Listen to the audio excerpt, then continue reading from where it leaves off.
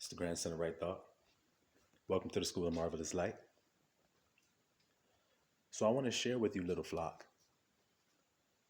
a jewel that is more precious than fine gold. It is something that's so valuable that all men should seek for it. Because if they found it, then they would find everything that they were looking for. They would actually find the satisfaction that they were looking for, the peace that they were looking for, the pearl of great price that a man is willing to sell everything else that he has for it. It is so valuable. And I'm going to share what it is. It's a clear conscience.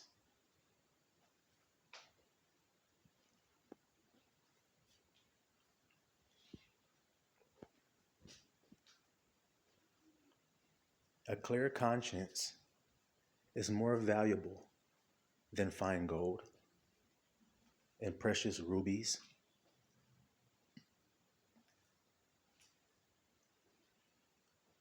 When a man goes through the vicissitudes of life, the trials and tribulations of life, they are trials to test his faith, trials to get him to do things that go against his own conscience. And we all know this reality about life. You would call it selling your soul. Selling your soul is doing something that bears witness against your own conscience. Because your soul is your psyche, your psychological life. The place in you where Christ came to set you free and to give you rest for your souls. He's very specific with the word. For your psyche. And the way you get rest for your psyche is by having a clear conscience, because your conscience, is it within you or is it outside of you? And can anybody enter that undefiled holy place other than you yourself?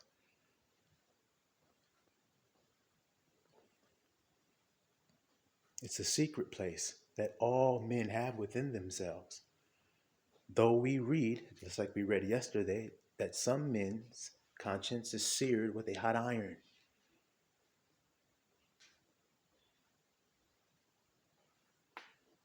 So a man whose conscience is seared means that he can do anything. Correct? Well, if a man is willing to do anything to gain something for himself, then he's going to pierce himself through with many sorrows. Sorrow comes from going against your own conscience. That's how a man brings sorrow upon himself. That's how he brings judgment upon himself. His conscience bears witness against him. And so when he is told his sin, when he sees it, which is when he comes to Christ, when the truth reveals his sin to him, his conscience is where this revealing takes place. When he stands before his own conscience and he has to say, as we say in this world, take self-accountability. He has to say to himself and look in the mirror and see what he is. And when he leaves that mirror, remembers what he is,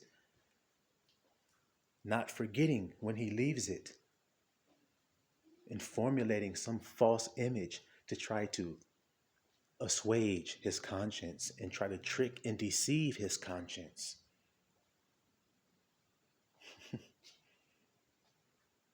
And this war is being waged by all men psychologically. Was it worth it? All men.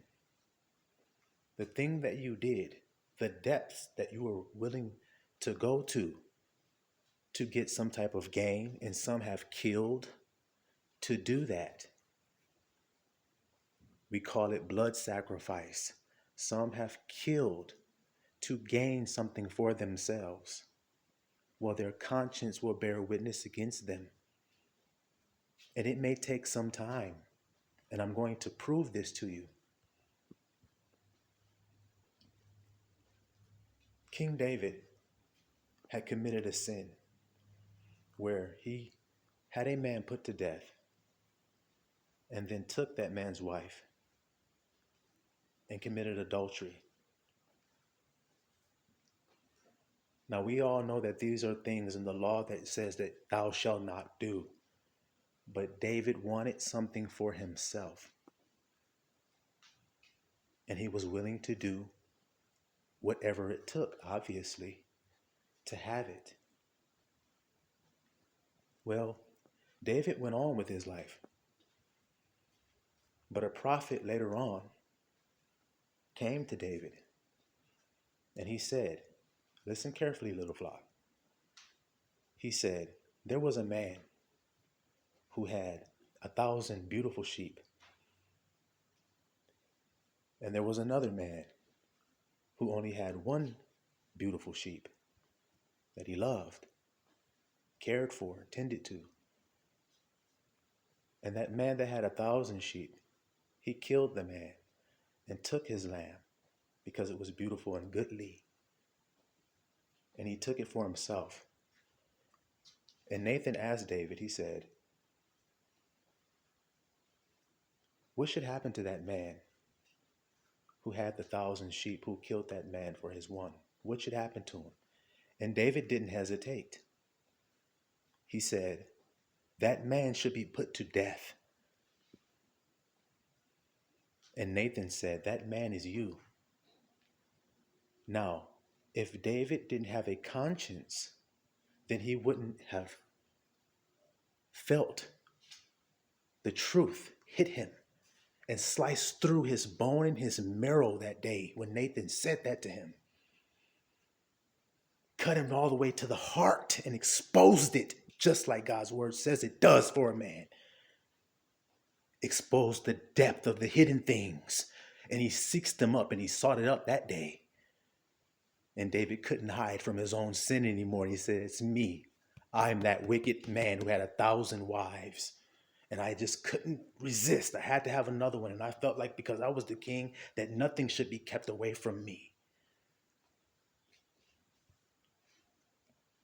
Compassionate David, who loved his men dearly and loved his country, but fell short of the glory of Abba Yah, who never seeks for his own glory other than what's only due to him. Not false, vain glory, hear me clear. Who is a humble, lowly, meek servant, leader, who seeks for his brother, not only for himself, because love seeketh not his own. It's so easy. Love seeketh not his own. So then, why is it that the commandment that's so simple that we've heard so much is being tossed to the side by humanity? Because they're not letting their conscience bear witness to them. It's seared. And Abba wouldn't bring about harsh judgment if men's conscience weren't seared. But he must, so that a man can be cut to the heart, because that is what causes repentance, as it did for David. Obviously, David went on in his pride, lying to himself, being a hypocrite before the people. And Abba Yah had his servant go to him and tell him what needed to be said to cut him to the quick. And David could have raged at Nathan and said, what do you talk about? I am that man. I need to be put to death. You said it, David. That's your own judgment. So what is that? What did I just tell you guys if y'all are listening to this beautiful message Abba's sending down to his children, his little flock? Obviously, David's conscience bore witness, and so it shall be for all men. Every day you're doing it. When you go forth in your day, there is always a circumstance that comes to your feet that requires you to be selfless in order to do it. And you know it when it happens, but 9 times out of 10, you don't do it because the spirit is willing, but the flesh is weak, and the flesh seeks its own. And if you understood that, then you can stop hating it and just know the truth of it and be free from it. And understand what the master meant when he said one must die and give his life up, because that is the greatest love. To fight that fight, your belly, your hunger, your thirst, your comfort, your gladness, your excitement, to sacrifice all of that for your brother to have all of that. And that's what the Spartans did when they stood next to each other with those shields. The shield was there to protect the man standing next to him, to save his life.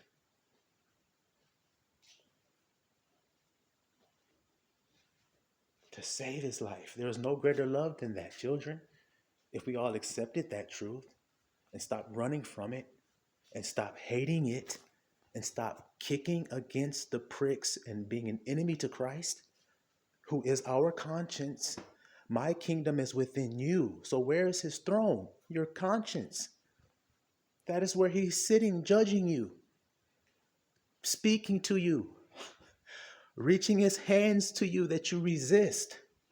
It's your own personal conscience. There's no way that we can all stand by and let all the injustices that have gone on and iniquity gone on that have gone on in this land, and I'm specifically talking about America. Y'all want to beat the people down so bad, and you think that God is going to bless you, then you're lying to yourself. And I have to tell you this truth. And that's what happens when you love your people more than you love yourself. You die to yourself and you see the stress. You see the fighting for breath. You see them fighting for a scrap of bread to live that day.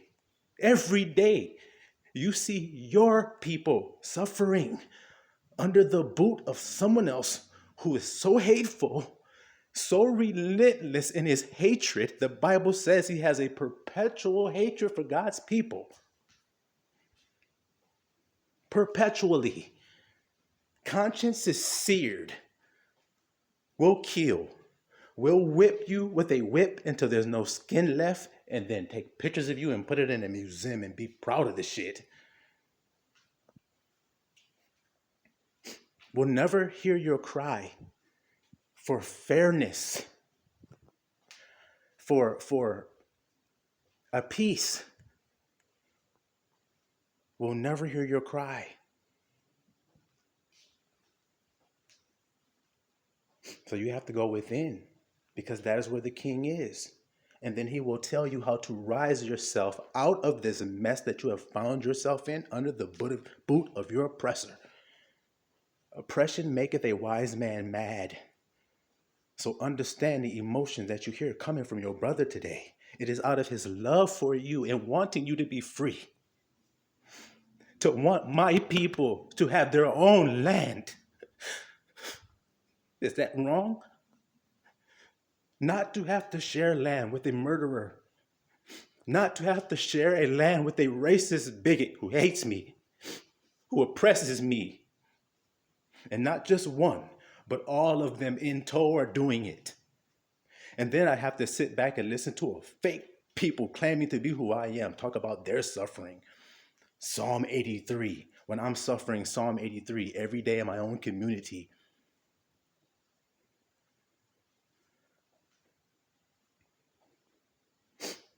Sending out beams of light to the same people that are sending beams of hatred toward me. Y'all don't understand Psalm 83. Psalm 83 is talking about the Negroes. And it's talking about the whole earth came against the Negroes. And y'all can see it happening. And y'all want to act like it ain't. So I'm going to prove to you that it is. How my people get over here? Very simple. It's very simple. Now, did they have yokes of iron on their neck? This is all very simple. Were they sold for bondmen and bondwomen once they got over here? Was the mode of transportation ships? Now, is all of that written in the Bible?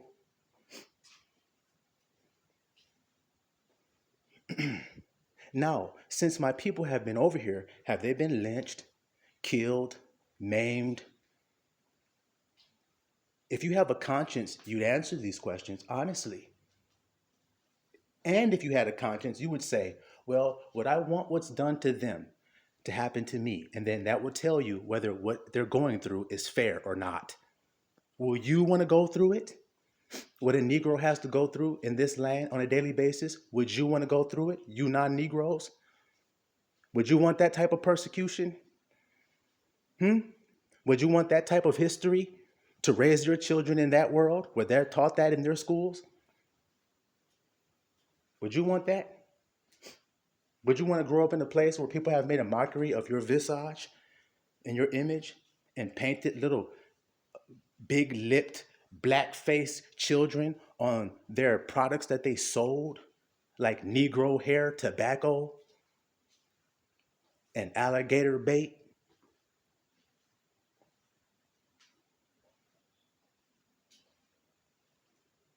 These truths cut through the heart and expose it. It has to be said because there has to be a restitution. And so since y'all won't give it, y'all nations will not give it. And like I say, I want to prove this. So we're proving how they got over here. Who brought them over here? The Bible said a nation of a fierce countenance. That's what it says. It says their enemies did it. So then y'all would be fools to deny that this happened to the Negroes. So it took the whole world to see that and allow it. When those Negroes were taken into slavery and brought over here on ships to America and sold as bondmen and bondwomen, the whole world knew that happened and didn't do anything about it because they were in cahoots. Psalm 83. Oh no, Psalm 83 is happening to those guys over there. No, that's being fulfilled right now. Okay, well then can you deny that what I've said fulfills it? Right in front of your face with Negroes that you live around every day?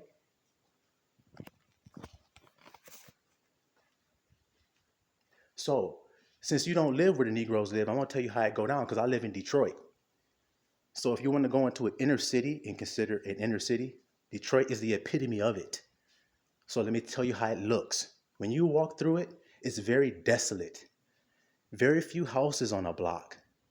And at the corners of the main streets is a liquor store or a gas station, mainly a liquor store.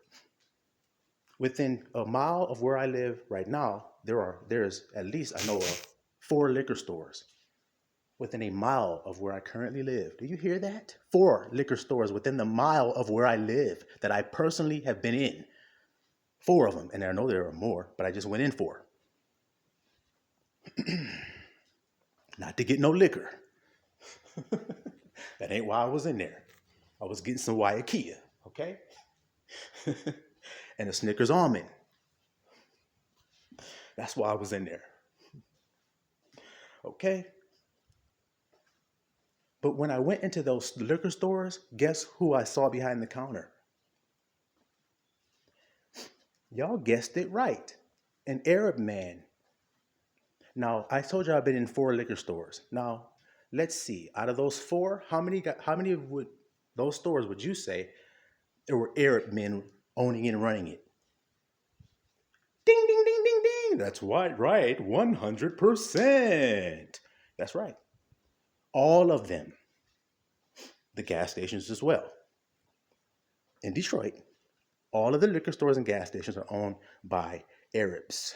So the Arabs come into the city where they set these liquor stores up and make merchandise, make money off of the people who were slaves here in this land. That's why the Arab left his land over there and came over here to make some money off of the slaves. He's in cahoots. His name is written in there in Psalm 83, called Ishmael. So I just exposed that there. Now, when you want to get some waves in your hair, you need a do-rag and a brush and all that. You're probably going to go to Lee's Beauty Supply here in Detroit. Lee's Beauty Supply or one of them beauty supply stores. You're going to go in there and you're going to get your supplies. Now, when you go in there, who are you going to see behind the counter? That's right. I'm going to make you guys see this. Unless you turn the video off, I'm going to make you look at this reality because y'all ain't here to see it. Most of y'all. So I'm telling you what it is. So you can see how unfair it is when Christ says, depart you workers of iniquity. Y'all understand why. Now, remember I told you the people that live in this demographic are all Negroes. Okay, the people that actually residents are Negroes. But all the liquor stores, all the gas stations are owned by Ishmaelites, Arabs. Okay, y'all hear that? Now, when you go to the beauty supply store, you're going to see an Asian man behind the counter, more than likely Korean, because that Lee family, they are Koreans. I actually went to school with the heiress of the Lee family, Casey Lee. I went to school with her. We were very good friends. I used to drive her car all the time when we were in high school because she had a nice car because her family had money and lived in a big old house where I used to hang out at. Well, all that money they got was off my people. Lee's Beauty Supply got weave and wave brushes and do-rags. Who buys all that stuff? Negroes do. So somebody else then came over here to America to make merchandise off the people that was thought as slaves here. This ain't Psalm 83 though. That's what you saying. Okay, well, let me see. I want to get away and just be somewhere for my own, be on my own tonight. I'm just going to go get a motel room and just go clear my head. I go to the motel. Who's behind the counter? Some Pakistani guys back there. Okay, wait a minute here.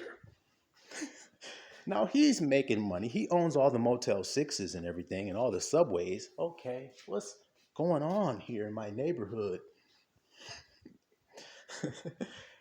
Y'all get the picture here? There are multiple people who have come over here and set their shops up in Negro neighborhoods. Y'all can't act silly about that, nor can you deny it. How come they don't set their shops up in your neighborhoods as abundantly as they do in the Negroes' neighborhoods? Because they are all confederate against the Negroes. Now, do you guys say that the world is confederate against the Negroes or not? Because during World War II, the Japanese attacked Pearl Harbor. And the Japanese citizens, American citizens, there were Japanese people who were American citizens, were rounded up and put in internment camps, they called them. Property taken away and everything, put in these camps. Now, when they got out, they were paid reparation for that.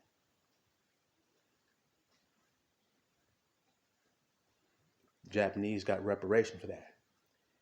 So then how come the Negroes to this day are still calling out for reparations? They're never getting it because they're all confederate against the Negro. You'd have to just lie to say that that's not true. You'd have to just be a liar to say that that's not true.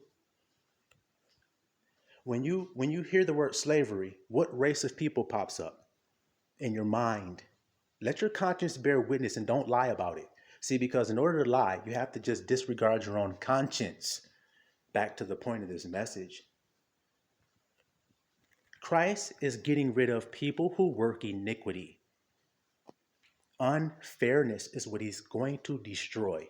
And he's going to set up a balance where if a man can't stand on that balance, then he's going to fall and be ground down to powder. And it's because his own conscience is why he can't stand there, because he don't have a clear conscience. It's not clear. It's foggy. He can't hear it. It's behind an opaque mirror that's just woo, woo, woo, woo, woo, woo, woo, woo. That's how his conscience sounds to him. Before somebody cut through that membrane and bring clarity to the situation, that's called the truth. When the light comes on and you can't run from it anymore, like King David. Because if that happened to King David, and Abba is no respecter of persons, proving it because it happened to King David, then what do you think is going to happen to you? So you can run, but you can't hide from your conscience.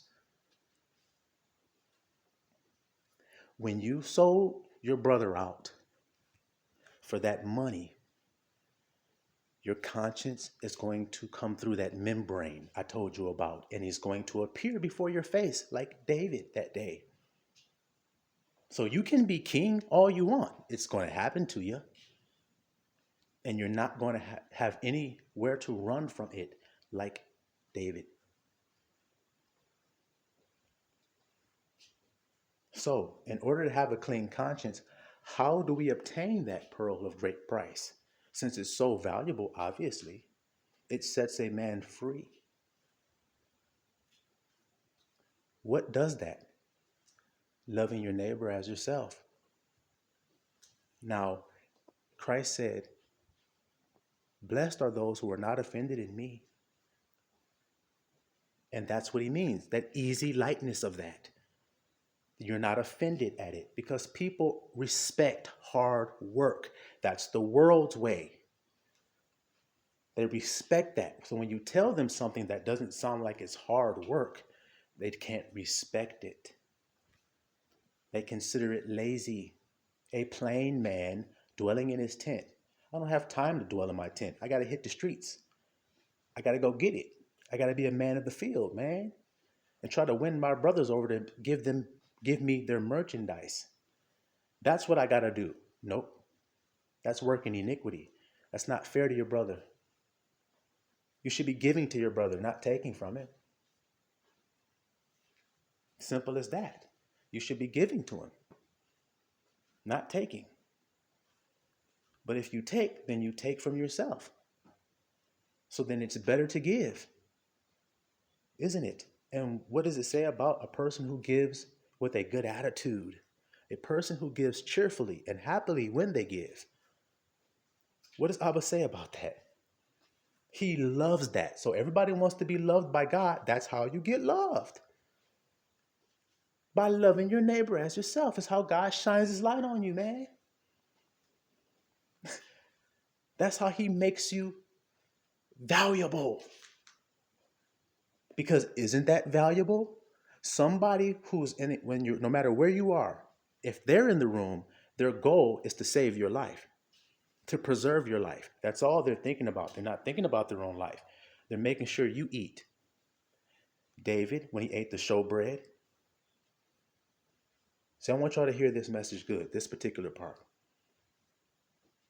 Christ was walking through the field with his disciples, and they were hungry, and they plucked the corn. Now, whose field was that? Whose corn were they plucking and eating?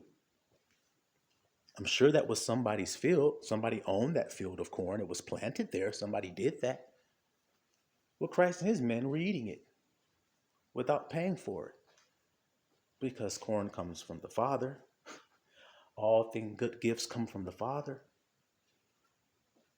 And when they saw him doing that, they were trying to find some kind of way they could accuse him. So they said, it's not lawful to do that on the Sabbath day. And then what did Christ say? He says, did you not read what David did when he went and got the showbread, which was not lawful for him to eat? But he went and he took it and he fed his men, and lives were saved that day. So then there is something that outweighs law, guys. If you can just hear it. It's something that outweighs it. What is it? I just told you what it is. David went in there and got the showbread, which was not lawful. He was to be put to death if he did that. But he did it. And he was not put to death. Why? He was given grace because he did it out of compassion for his brother's hunger. Just like Yahushua did with that field. That's why he referenced what David did. So imagine if you can. A man is among his friends. They have no money, not a dime in their pocket, but they're all hungry. And they get up and one of them says, let's go get something to eat. They go in, they walk in the grocery store, and they just take some of the grapes and shit out and just start eating them. Take a few apples and shit, eating that shit, grab a bag of cookies, open that up, eat that, go to the freezer, open it up, drink some milk. And the store owner comes out, he's like, hey, what are you doing? You know he's Arab. What are you doing? What are you doing in here, my friend? You cannot just take, you must pay. And then the leader's like, Did you not read what David did when he took the showbread that was not lawful? You're saying what I'm doing is not lawful. But these men are starving. So do you want to be a part of saving lives today and count the cost that it took for you to save these men's lives as a win? Or do you want to hate them and rather them die because they didn't pay you no damn coin for that food that Abba put on this earth for all men to have freely? So if you're working that iniquity, which looks harmless on the surface, oh yeah, just go get a job, then you can go buy the fruit. The fruit grow on a tree on its own. There's a place where I walk often, I walk there often because there's a couple apple trees that grow there every year. I mean, they don't grow there. They grow there, but they bear fruit every year. And the apples that grow on it, I eat them. So I often take a walk when the season is right to see if there's any apples there. And when they are there, I eat them, some of them. But I just take freely and do that. I don't think about, well, who owns that? Or maybe there's somebody's land here, or maybe this or that. I just do it because Abba made that grow. No one tends to those trees either. They just do it. So God making that happen. So then how come I need to pick it and then put a price tag on it and charge you for it? That's how subtle working iniquity with your brother is. So subtle it is. But Abba gave us all things freely, which Christ demonstrated. He also demonstrated that with the colt. If you can understand what Christ is trying to demonstrate to you here, that there's a greater principle involved. What are you doing taking that colt? The Lord have need of it. The greater principle. And so in order to have a clear conscience, you must know that when you've dwelled or dealt with your brother in any way, that you've dealt with him in love, that keeps your conscience clear. Otherwise, when you deal with him and then you go forth after dealing with him, your conscience will be wearing on you. Oh man, you didn't do that right. You shouldn't have did that. You stole something, man. You took from him. And think about all of the things the law says don't do. We'll just pick a few. Don't steal. Don't kill. Don't commit adultery. We'll just take those three from the law. So it takes me to have a brother in order to do that stuff, don't it? That's all there is to it. If you can understand that, once you see it, you go, wait a minute. In order to steal, there has to be somebody to steal from. So I at least need a counterpart there, another brother there. Okay, now I see my brother. Okay, don't steal. Now why? Well, steal and find out. No, you took something. He beat your ass. Okay, you hand him his phone back. Yeah, I stole it. My bad, man. Yeah, give me my shit. Oh, shit. That's why you said don't steal. Because, in other words, it hurts my brother. That's all it is. That's ill to my brother. It made him angry. It made him feel negative feelings. What I did. So let's take killing. I got mad at my brother and I killed him and took his life from him. Now, did I give the life to him? Was I that mother that bore him 9 months? Throwing up in the toilet, waking up in the middle of the night, running to go pee, then push him out and hold him and supple him at my breast. Did I do that to take him away from her?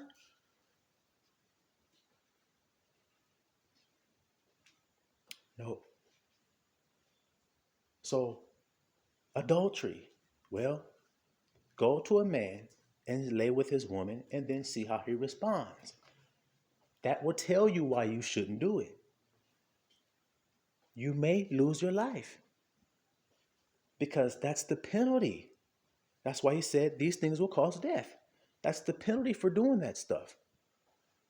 If you commit adultery, your conscience told you before you did it not to do it. It told you it was wrong. I don't care, young brother, that this world is telling you that you can sleep with your brother's woman and there's nothing wrong with that. You're killing yourself by doing that. So you must hate yourself. And see, a proof that a man love himself is that he love his brother. He can't love himself and not love his brother. Guys, It's that simple. A man that truly loves himself loves his neighbor as himself. That's it. Which keeps his conscience clear and keeps him from death. Do y'all hear me good today?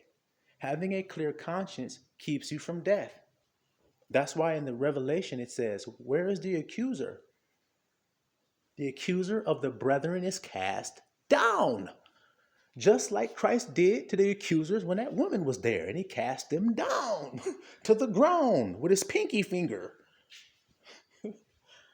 Get on down on the ground under my foot, man. That's the truth of the matter. And that's what he will do for you. When your conscience becomes clear and you are freed from that yoke that holds you, which is your own conscience, when you go against it and then you have regret and then you just stuff it, like I said, behind a film or a veil, but that veil will surely be rent.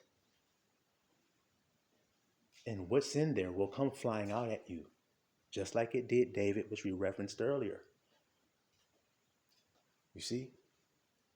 So if you love, then you're fulfilling the law per the scripture. That's what it says, which is what all of this is about. When we all heard about the Bible, we all heard about the commandments. And so we have lived our whole lives trying to fulfill those commandments and falling short many times, many, many, many times. And so since we've fallen short many, many, many times of those commandments that we read, and we knew the penalty of falling short was death, then we have died many times, but we didn't. So we said, well, somebody gave me grace. That's when Abba winked at your ignorance. He knew you wanted to do the right thing in your heart, but your flesh wars against you. So he's going to walk with you and talk with you and help you overcome the flesh because he has already. And since he has already, then you know you have if you're walking with him, because he can't take you nowhere else other than where he is. You hear me, sweet babies, little flock, children of the Most High Yah. Y'all hear me today? So let all the bitterness go. Let all of the things that war against your conscience go and fight for that prize. That is so valuable. And many will come to offend you, to make you bitter, and to do all of these things to test you. It's your trial and your fiery furnace of affliction to try you and make you as acceptable men. Acceptable to who? Abba. That's why he put you through these tests. To see, will you love your brother? Despite what he does, what he says, how he offends? Will you love him and will you forgive him? Because that is the high calling of Christ. In other words, that's the level he wants us to rise to. Because if we don't rise to that level of forgiveness, then guess what, children? We will not be where he is. Because isn't that where he is? Seated at the right hand of the Father? So when he says, you will be where I am, isn't that where he is? So then there shall you be, if you follow in his name, which means to love your neighbor as yourself. That is his name. In other words, that is his protocol that I carry when I go forth. And therefore, I am embodying him because that's what he would do. He would love his neighbor as himself.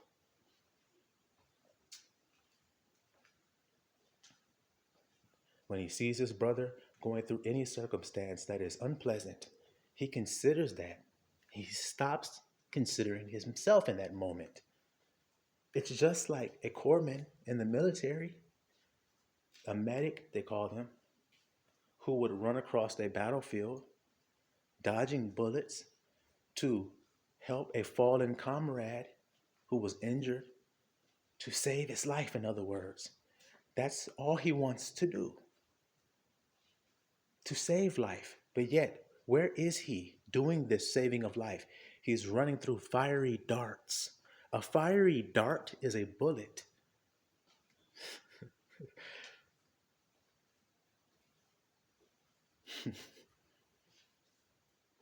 Just like that corpsman. My brothers are going to go. My peers. The men that I grew up with, played high school football with, they're all getting ready to go off to war. And I don't want to go over there to kill. That's not why I'll be on the battlefield, but I'll be on the battlefield to save. Because I love my countrymen and I love my brothers so much that I'm willing to go with them. Not to sit back, to write letters. Brave men, mighty men, Abba calls them. And have respect for them. Those veterans who have in the 3D been on those front lines of battle and have seen it and endured it. And have great compassion for them and have great thoughtfulness for them and take care of them. Those ones who made the ultimate sacrifice, who saw things that you couldn't imagine. And that's what we do when we put ourselves in each other's shoes and feel what the other feels.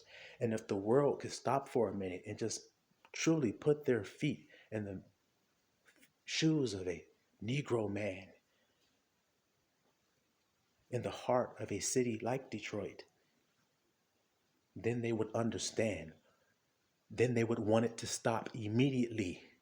They would want it to end right that day. They would not want to bear that another moment. So then, if that's true, then you're just going to go back to your world and forget about your brother? Just forget about your brothers that have brought y'all so many laughs, that have brought y'all so much excitement, that have brought y'all so much art, that have come from the pits and hell and darkness of slavery to rise up and to sing songs of gladness and songs of hope, despite the circumstances that they're in and the iniquity that they endure. So it's up to you, world. Abba says, if you bless Israel, you shall be blessed. And it's about time that you stop giving to the lie, that you stop believing the lie, and that you truly bless Israel. Because if y'all were blessing true Israel like you thought you'd been all these years, giving billions and billions of tax dollars to them and supporting them, then how come judgment is on you now?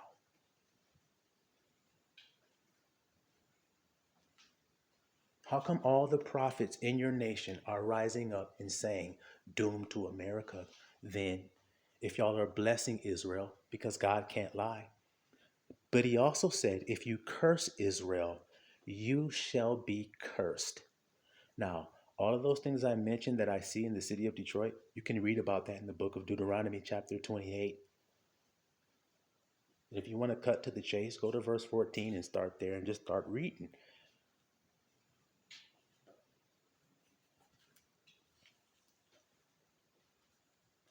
So y'all will either put down the iniquity world and take up your cross and follow him, or you will be turned into powder. And it's your choice. And it will be because your own conscience knows that you deserve it. That man ought to die. Well, that man is you. So it sounds like you're beheading yourself. You're cutting your own head off. Yep. That's what happened when you hate your brother. David, didn't you put your brother to death and take his wife? See, you cut your own head off when you did that. And you said it out your own mouth. Irony of it all. Silouan Misraela.